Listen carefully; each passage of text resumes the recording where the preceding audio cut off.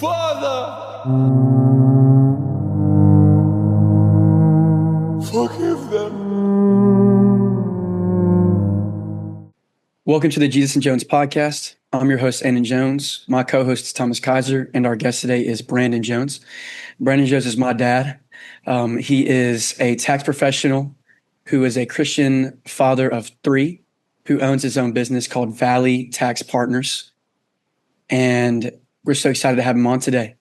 So thank you, Dad. Thank you, Brandon, for being our guest today on this podcast.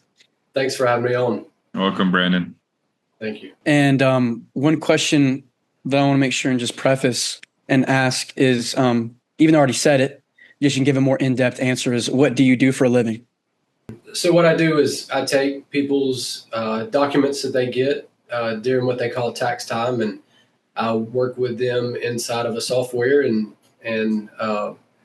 produce a result that hopefully is beneficial to each client.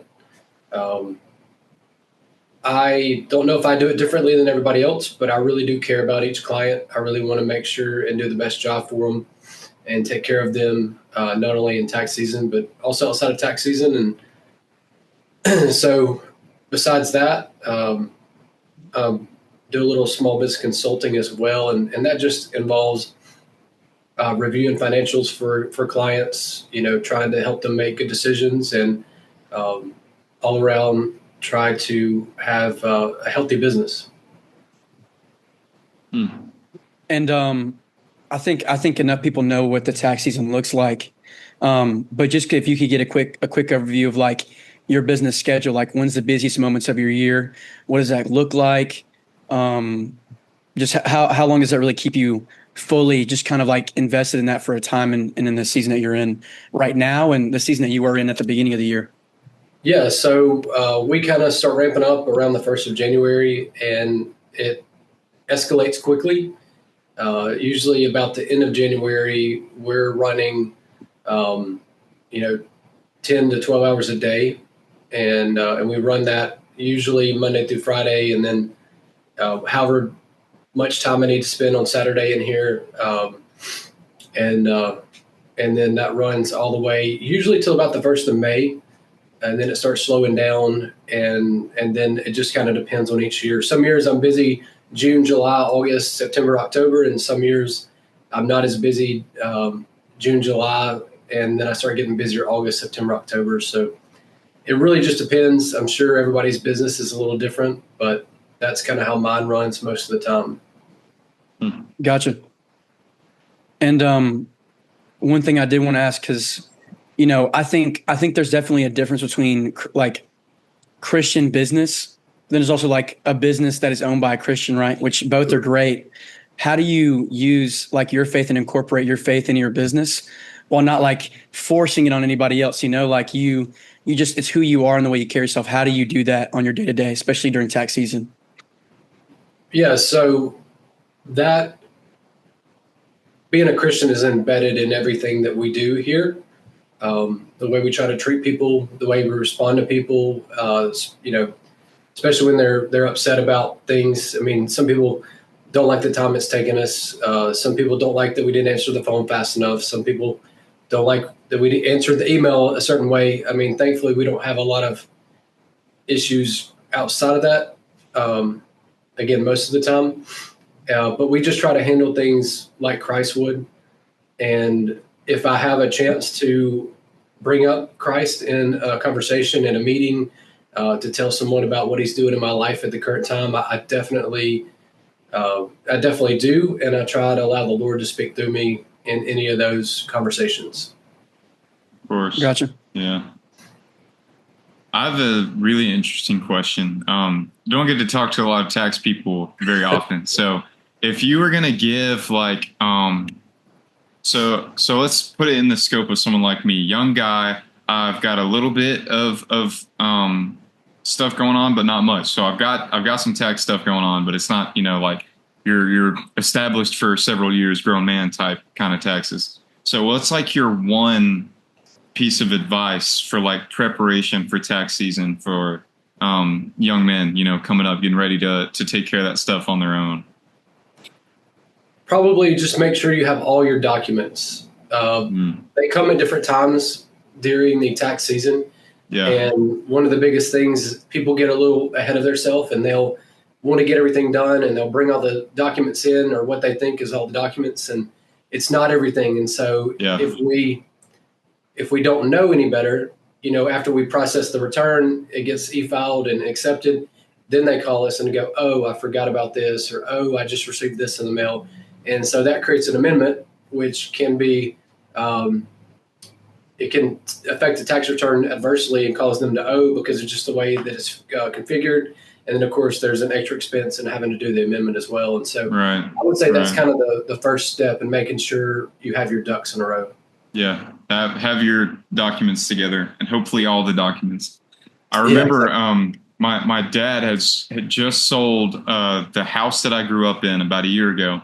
He sold that house. He'd had it for years since I was growing up. And man, him doing the taxes on that stuff earlier tax season this year, man, it was wild. He was doing that. He was doing like a rental property we have, and just late nights of him at the kitchen table, papers everywhere, and he's like running through, you try to talk to him, and he's like, 1 second. And that second never ends. It's infinite second.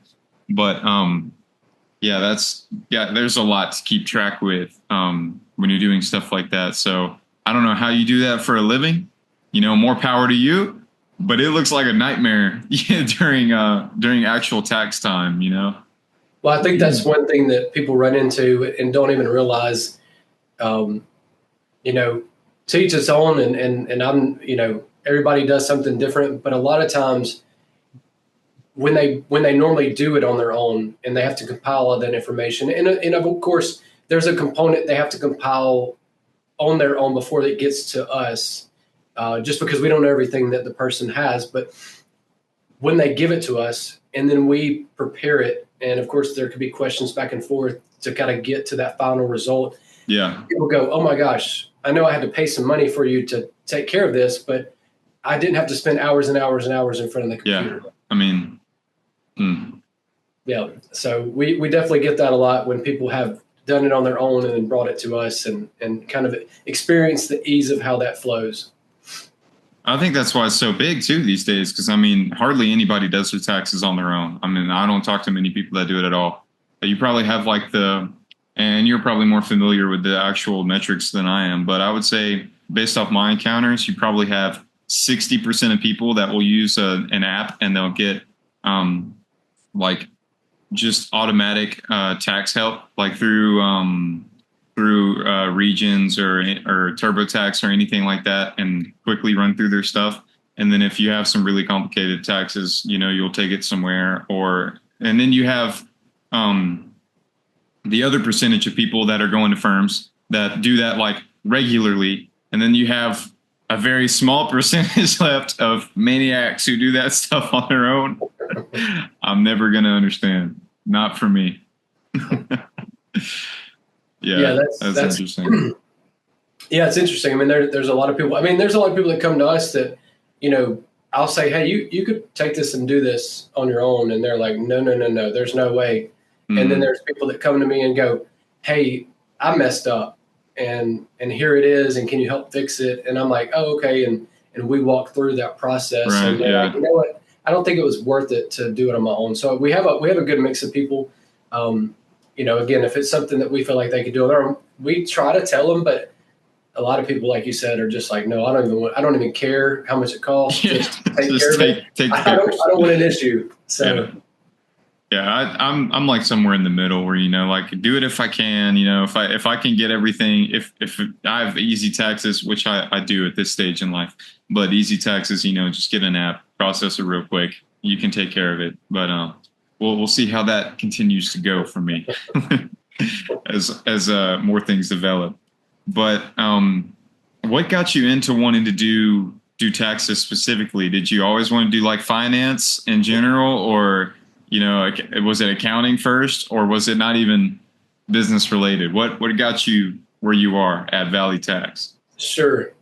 All right. So that's a pretty interesting story. I was married, and my first child was on their way, and her father was in the business, and I think he just was like, I want to help these people. I want to help my child and her husband, and just see if he's interested in doing something like this, because he had a very good business with a lot of clients, and he was working a lot of hours, and he could have used the help. So he just asked me if I would be interested in coming up and just being around it, seeing if I liked it, and I just took to it. I mean, I remember him saying several times, like, "Man, you just really get this. Like, you're doing better than anybody I've ever trained before." And again, I'm not bragging on myself. I just, not saying that he had 50 employees or whatever, but he just kind of encouraged me and let me know that I was doing well, and I did. I just loved it and ate it up, and just asked questions about things I didn't know about, and just wanted to do the right thing and do a good job. Yeah. And that's what got me into it. And so, here we are over 20 years later, and I'm still plugging away at it. Oh yeah, definitely job security. That they're going to need some tax experts for a while. Yeah. Well, and we're having more people leave the industry than anything, because, and it's happened in a lot of industries, but I guess the baby boomers have started to either pass away or retire, and our industry is hurting for people, just like a lot of industries are, to be honest. Yeah, most definitely. Like, things that I probably already know, but I just want to make sure and ask so people get to know you better. Of when did you decide to start your own business? It's been a little over 10 years ago now, I guess getting closer to 12.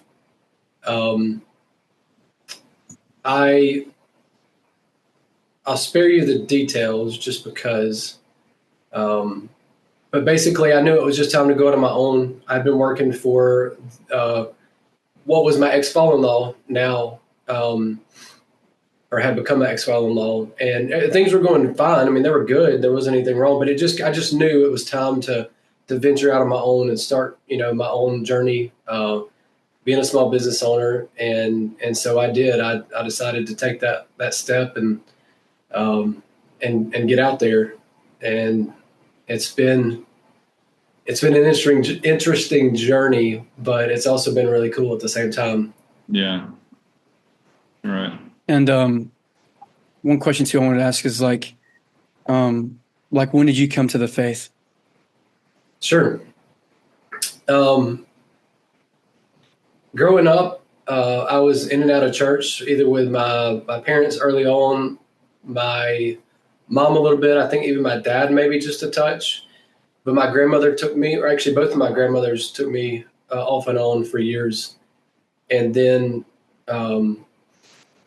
kind of stopped going from what I can remember. But then I had moved, and my next door neighbor went to church, and her parents were really enthusiastic about inviting people. And so they invited me, got to go into church and just really enjoying it.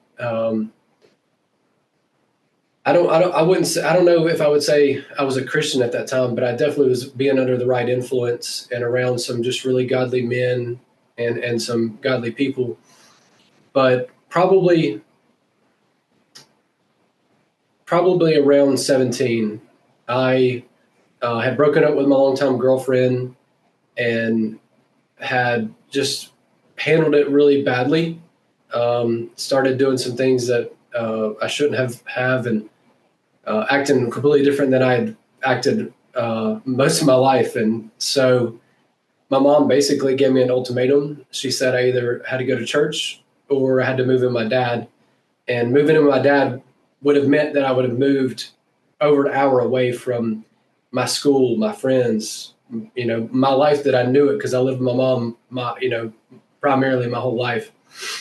And so out of that threat, I thought, well, I'll go to church just so I don't have to move with my dad. And in doing so, she ended up taking me to the local church, and it took me a few weeks or maybe a month or so just for it to all soak in. But I turned my life over to the Lord. I guess I was I was 16. And through that process, I know you didn't ask this, but through that process, I had to give up some of my friendships. A lot of my friends drank and hung out and did some things that would not have been very good for my faith journey. Yeah. And so in that, it took a while. It took a little while, but I finally gave them up. And I'm thankful to say it took a few months of just sitting in my room by myself, just praying and wondering, will I ever have any more friends? Until the Lord brought just some really cool Christian people from all kinds of different churches into my life, and it was a huge catapult, I would say, for my trajectory of my life at that point and through that journey. Yeah. That's awesome. Awesome. Wow. So that at 16, that's pretty early. I think a lot of guys that I talk to, like older men, usually like will have come around in their later years of their life. Like they get married or something like that, and their wife brings them to church, or they meet their wife at church, or they end up having to step up for their kids or something like that, and then start taking them to church and going to church. But you actually come into the faith at age 16.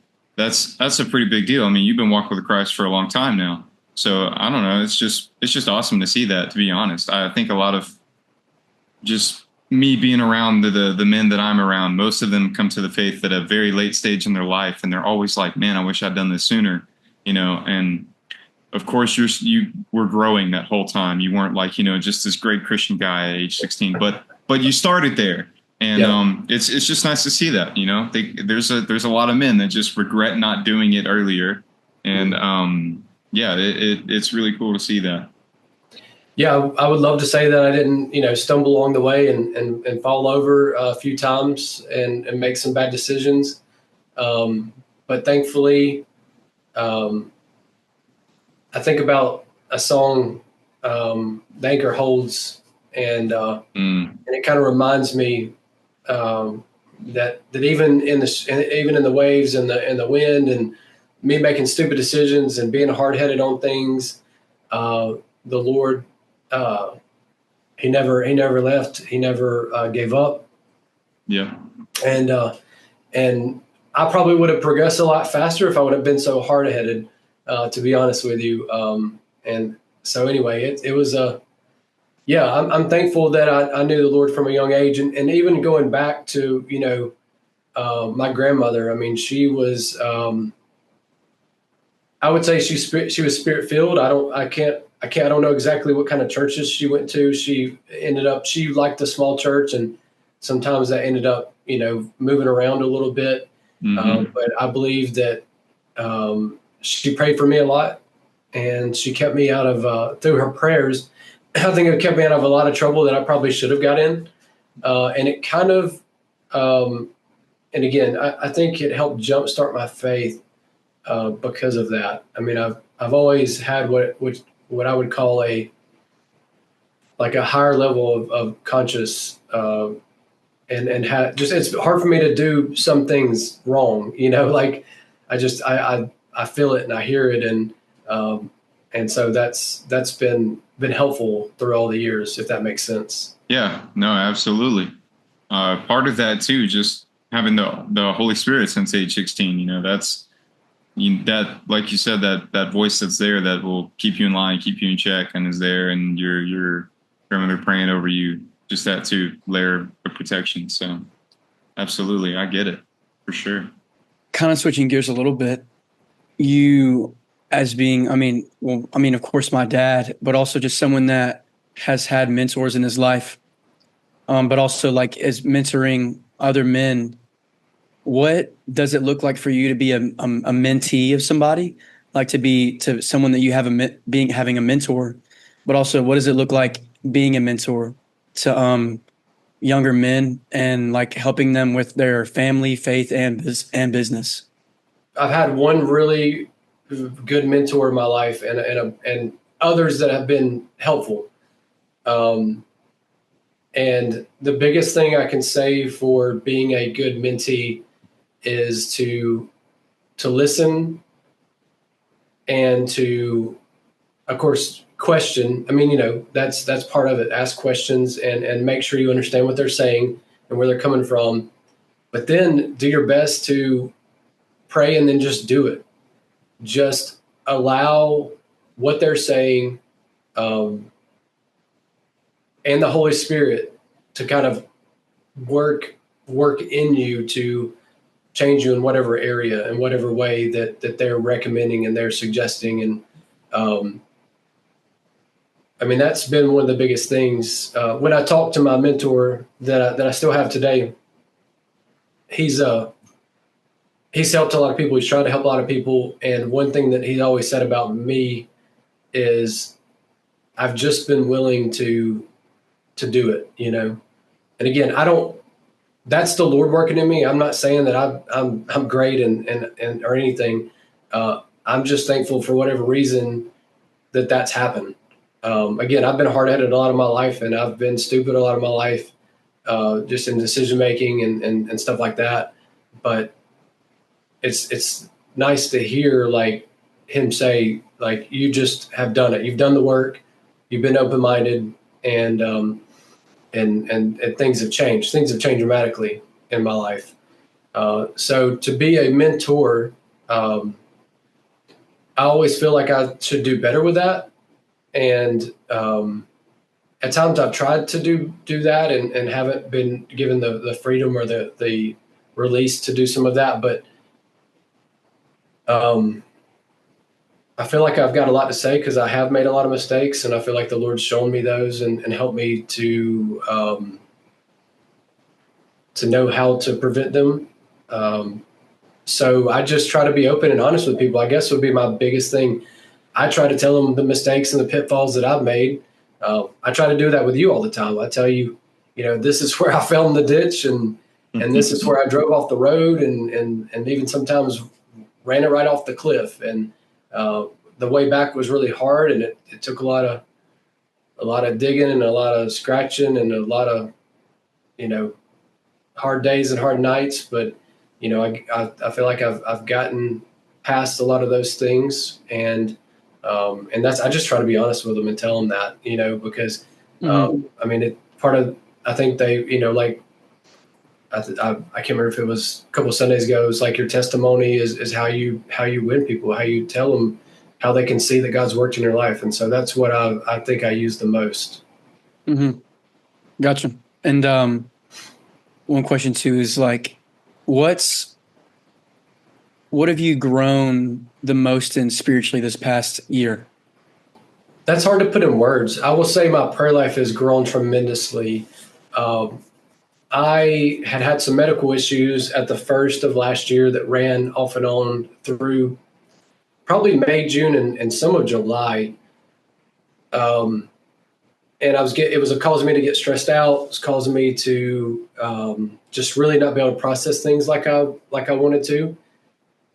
And so I went and saw a counselor, a psychologist, and one of the things that he was saying, like, he really encouraged me to put more energy and effort and time into praying. And so I just finally woke up one day and decided to do that I was going to go and start praying, like get away from the house, get away from the distractions, do it first thing in the morning before all the business of the day gets going and distracts me. And so most days after I go to the gym, I'll go over and do a prayer walk and try to spend, 15 to 45 minutes just praying for my family and my friends and anybody that I've ran against that said they needed prayer, or have talked to, or the Lord brings in my mind. And that has been a game changer for me, because it's helped me with my attitude. It's helped me with my responses. I mean, like if somebody in my life, kind of frustrates me or upsets me, just pop off at the mouth. I feel like that's really helped with so many different aspects of my life. Man, prayer is a big deal. And I think that's one of the things that is really hard for men. We don't talk as much as women do. We certainly don't talk to ourselves like that very often. So you just you're asking guys that are used to not talking about how they feel, not expressing themselves, and not even really thinking about how they feel, just kind of just going through the motions a little bit. But you're asking these people to speak to God and confess these things, talk about these things, express the way you're feeling to Him. And I think what I'm trying to say is that comes off naturally difficult to men, I think.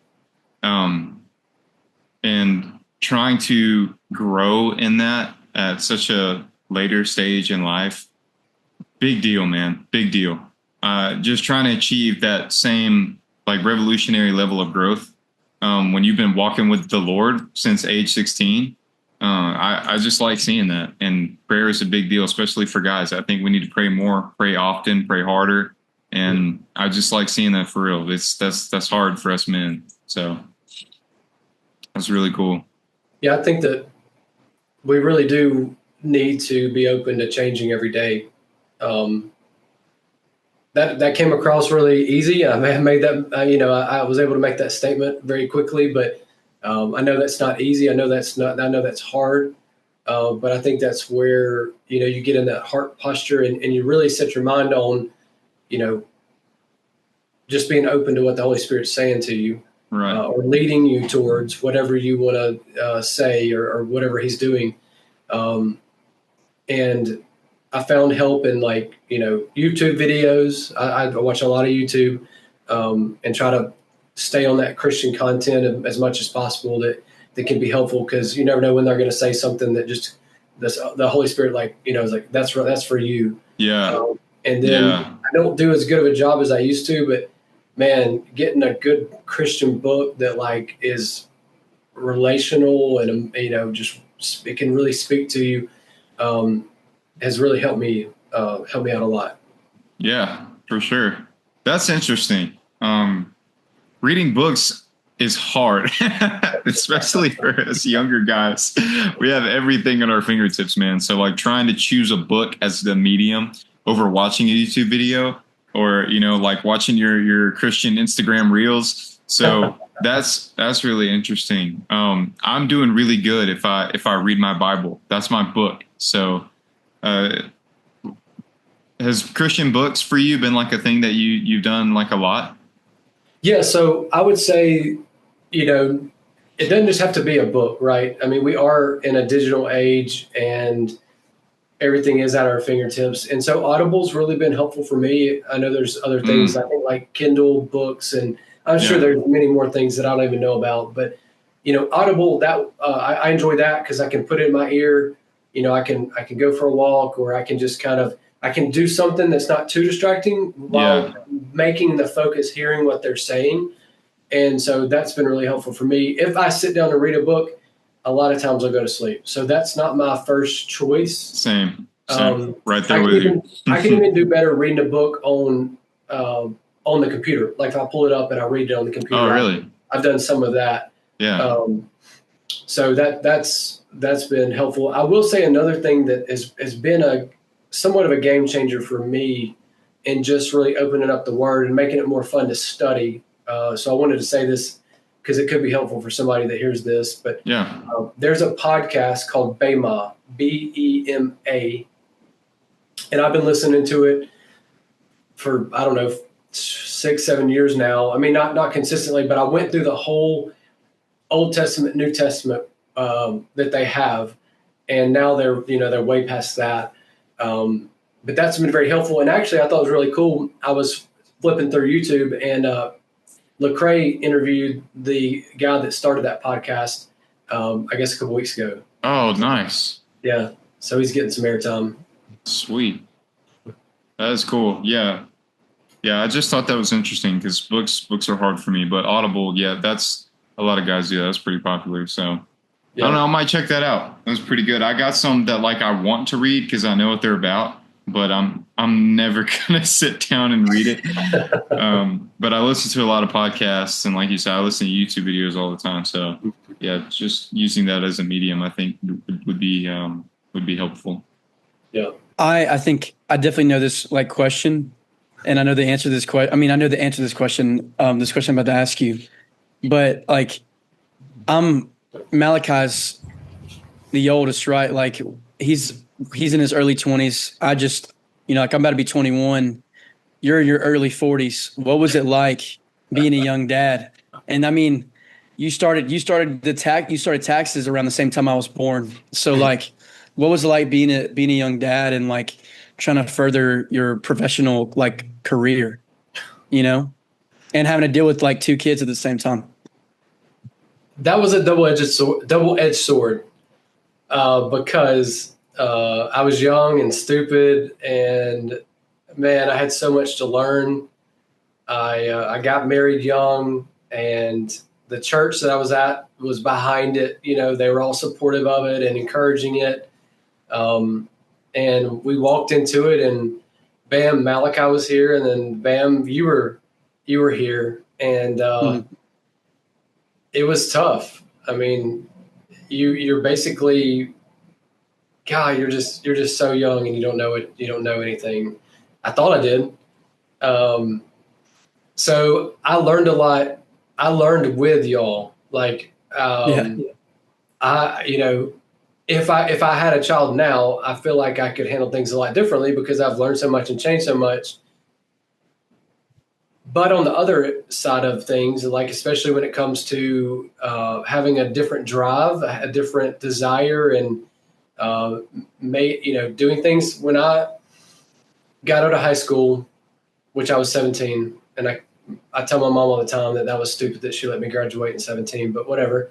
Going to UAB, especially from McAdory, I felt just overwhelmed and anxious. Now, I didn't let that control me, which I'm very thankful, but I felt those things.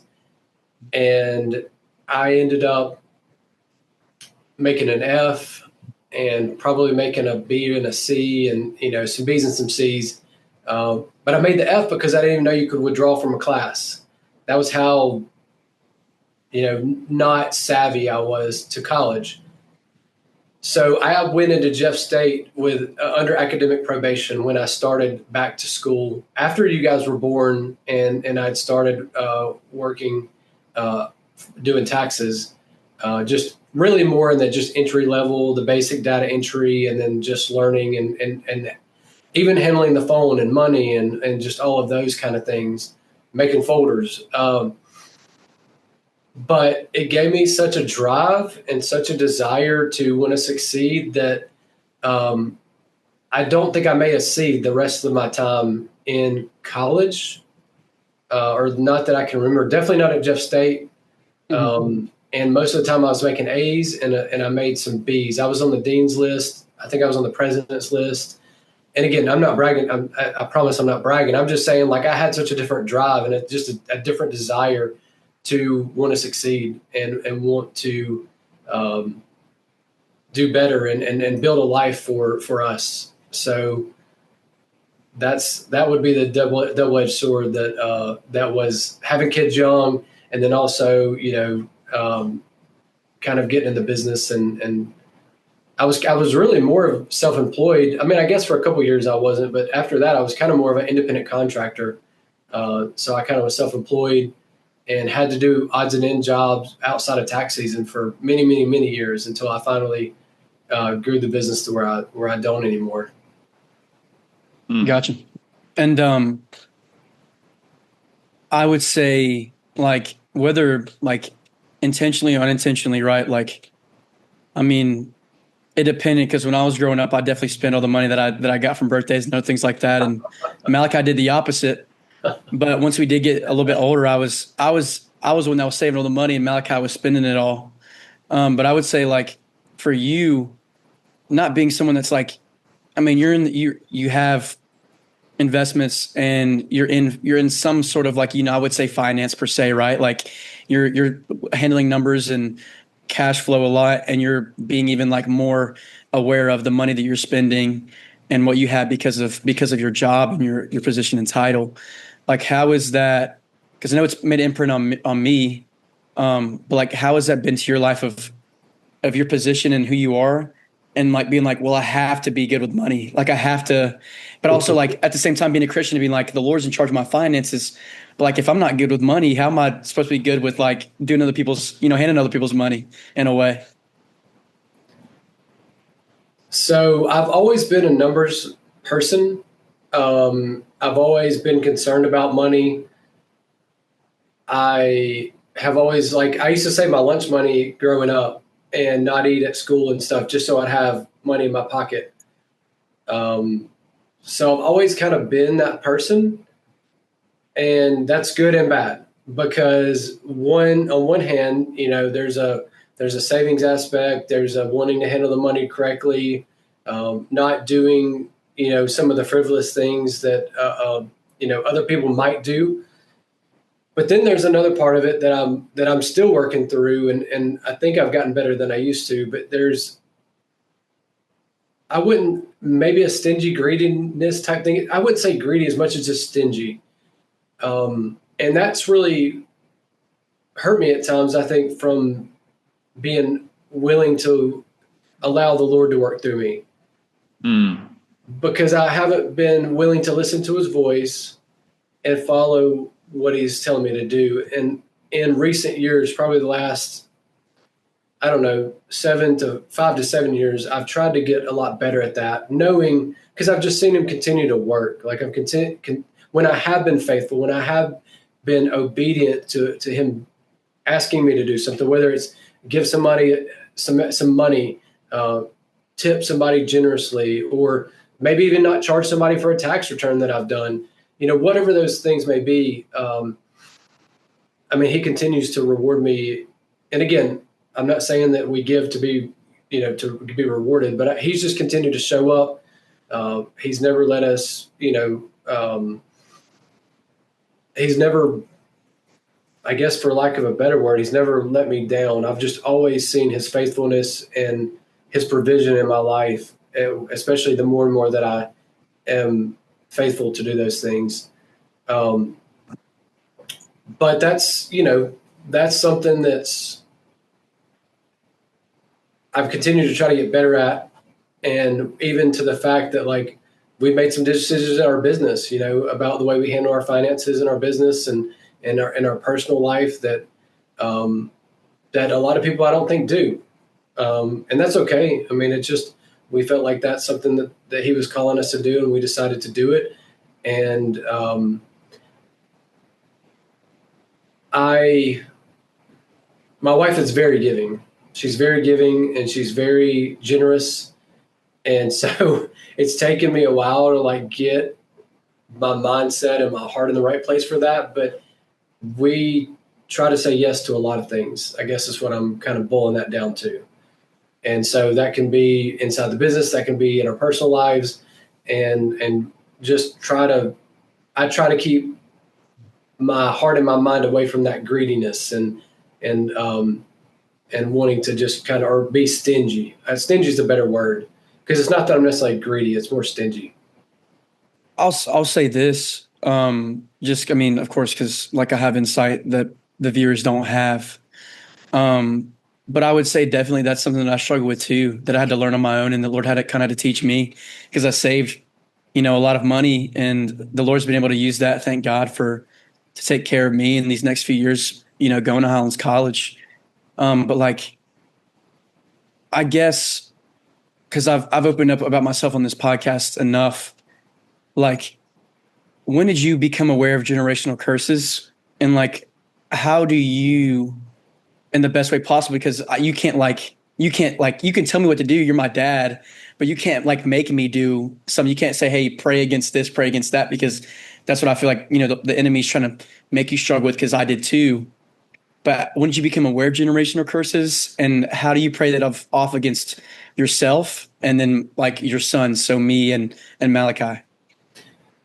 Yeah. So the church that I went to when I, got back in church around 16, 17, 18, 19, 20, 21, 22, they would talk about generational curses, and they would talk about them in a way that it was this mythical thing. And the only way to get rid of them, and maybe they didn't say this, but this is the way that I heard it, is to come down to the altar and get them prayed off. They're like following you around like some demon that's kind of like behind you, trying to leave a trail of damage from whatever generational curse that is attached to you. And so I didn't know. I mean, I would go down and pray at the altar. I would go, want to get healing for whatever was going on that I felt like was generational. But I would say, I think Highland started to help me unpack that, with the freedom and knowing that you got to like peel back the layers of what's going on and how that relates to generational patterns. I think is maybe a better way. It doesn't sound so mysterious. And in that, I got into this one ministry called Discovery, and it's a pretty neat story how I got in it, but I'm not going to sit here and tell you the whole story because it would take a while. But through that, I got a book called The Ancient Paths. Ancient Paths. I don't know. You can look it up. It's really small. It's a great read. It literally is like super easy because I don't even think it's 100 pages. But the biggest thing in there that they talk about is generational curses, generational patterns, how to break them, how to be aware of them, and just how to, especially for someone that doesn't have kids or someone that has young kids, how to do your best to not pass them along. And when I really got into that and really had that stirring in my heart, I went to I guess my dad wasn't very open about talking to things, as you were just saying, men are not as willing to talk about things. But I went to my mom and I said, tell me about my dad. Tell me why he did this. Tell me, the best that you know. Tell me why he did that. What do you think caused him to do this? Do you have any idea? And she would tell me things. And then I would say, well, what about this for you? Why did you do this? And I just got really interested in finding out what was driving some of their choices they made in the past, maybe even some of the choices they were making, in the present, and trying to relate that to me and how I was making choices and how maybe some of the things or the things that I saw them literally do in front of me caused me to do the same things. So that was very helpful. That was very healing.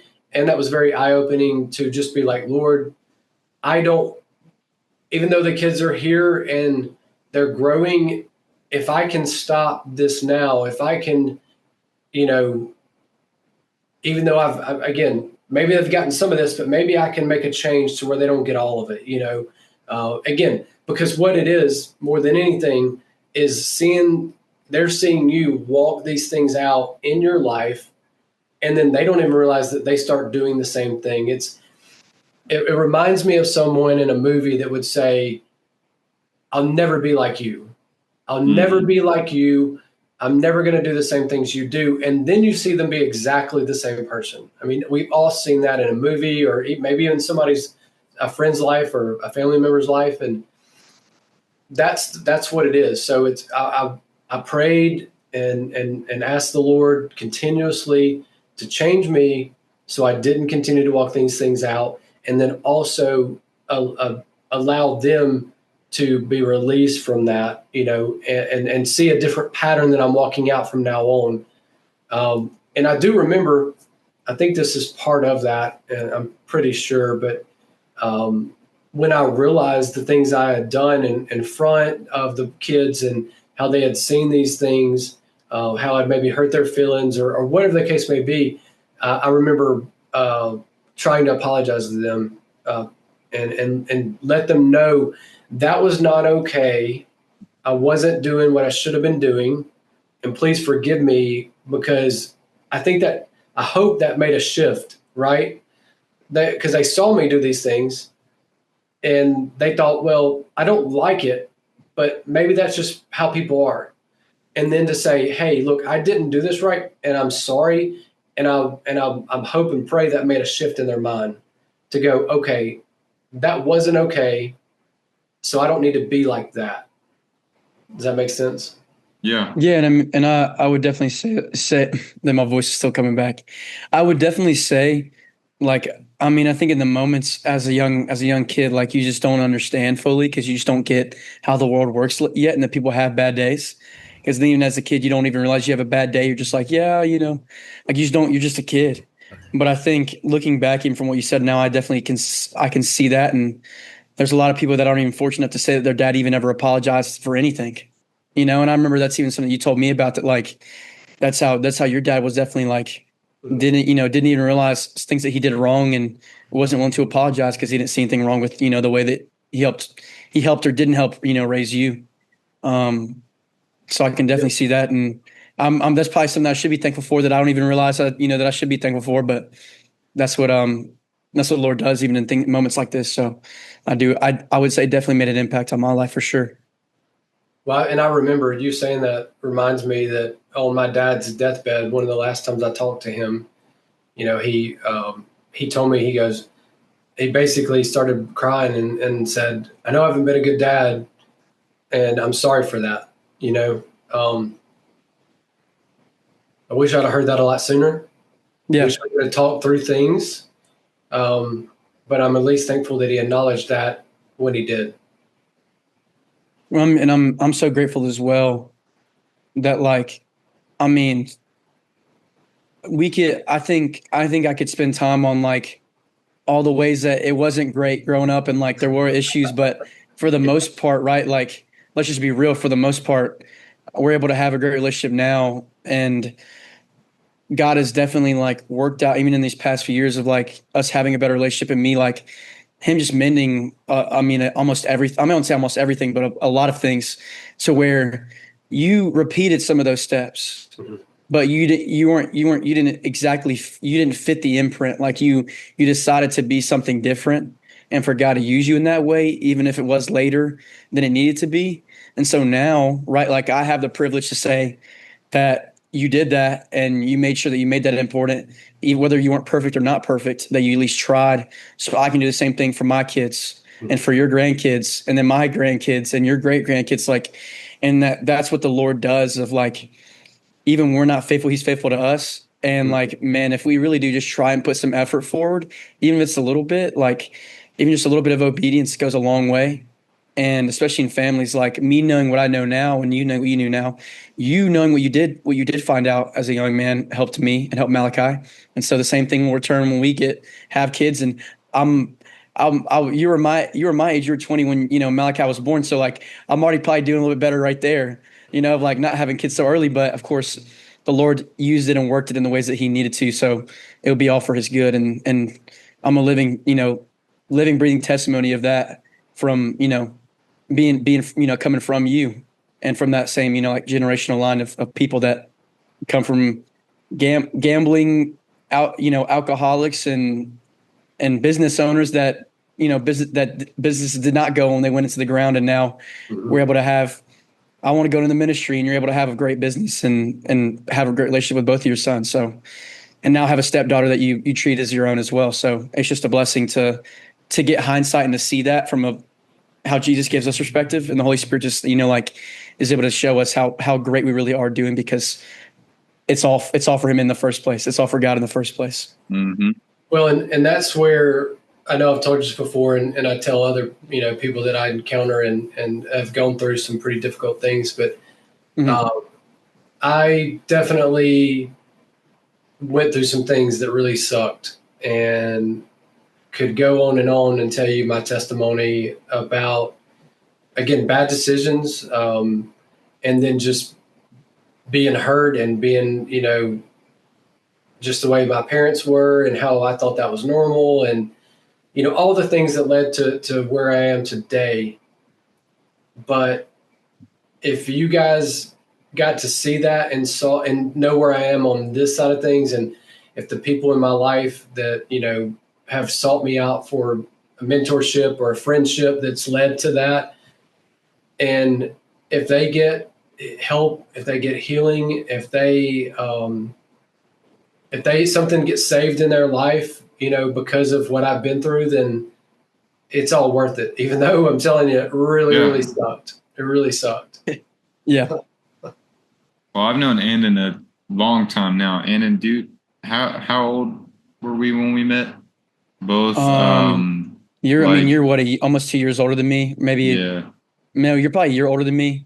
I want to No, say you I are a year might older have than me. been. I want to say I might have been a freshman in high school when I But I first met was, you. but I was the one that was hanging out with all the older kids and hanging out with Right? your Yeah. sister and Yeah. your future brother-in-law that you didn't know at the time, which is Didn't know at the crazy. time.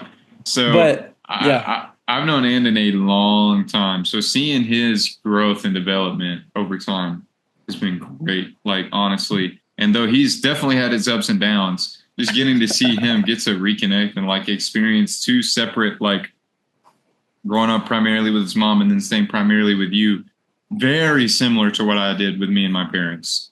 Just grew mhm. up with my mom and then started living with my dad in my later life, which I do currently. Um, just seeing him get to invest in all those relationships and grow in that way with you guys has been really great. Um, so God will use anything, everything, and plans to use anything and everything. So I love to see it. I love to see it. It's gone really well. No, I'm very thankful. I've spent many a night crying. I've spent many a night, upset and praying about just how things were going in my life and in our relationships, and thought only you, God, is can things change and can things be different than the way they are now. And I mean, me and my wife shake her head a lot because she was there with me through a lot of it, and we're so thankful. We're so thankful for how our relationships have been mended and reconciled, and just been made maybe better than they would have been in any other circumstance. To have such a good, close relationship with Malachi and Andon, and of course, with our daughter Lindley, we're just so thankful for that. And again, just to see, I mean, Malachi just doing great, and having a great job, and just being an adult, and then Andon about to go to Highlands College in less than 2 weeks, and then our daughter about to go to Troy in less than a week. We're so thankful for how faithful the Lord is, even in our stupidness, again, our hard headedness, and just all the bad decisions and things that we've done, and and then again, just His faithfulness in changing us, bringing all of this full circle and back together. It's really cool. Yeah, yeah, it is. It is beautiful to watch God work. I tell you. I tell you. What's one thing that if people don't know you, like let's say a new viewer watches this, or somebody that doesn't know you watches this, what's one piece of advice, whether it's about fathership, sonship, or just like discipleship? What's one piece of advice you could give them based off of some of the mistakes you made in your life that you wouldn't want somebody to repeat? I would say do everything that you can with all the power in yourself to allow God to work in you and change you in whatever way that you need. So if that means, break down, allow the Lord to break down the walls, um, just whatever it takes. I've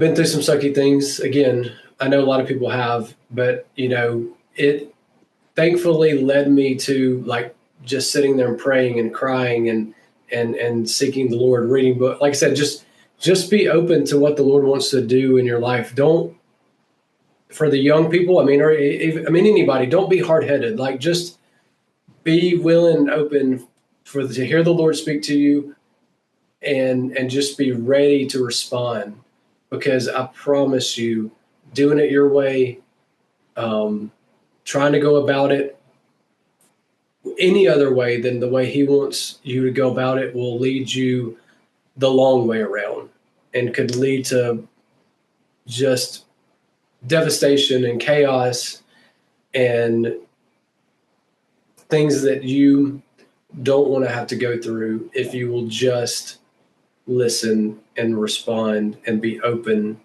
Again, there's going to be mistakes along the way. Trust me, I make them all the time. I've made them. But I think, my heart posture now is so much different that the mistakes are not as big. The hurt and the pain or the aggravation or whatever doesn't last as long. And he just continues to work in my life. And I'm thankful for that. Again, I don't get it right a lot. I'm not perfect, and I'm definitely not trying to be anything that I'm not. But that would probably be my biggest advice for anybody that just needs to that just might need some extra help, I guess. Yeah. No, it's great. That is awesome. Well, Dad, thank you so much for being a guest on my podcast.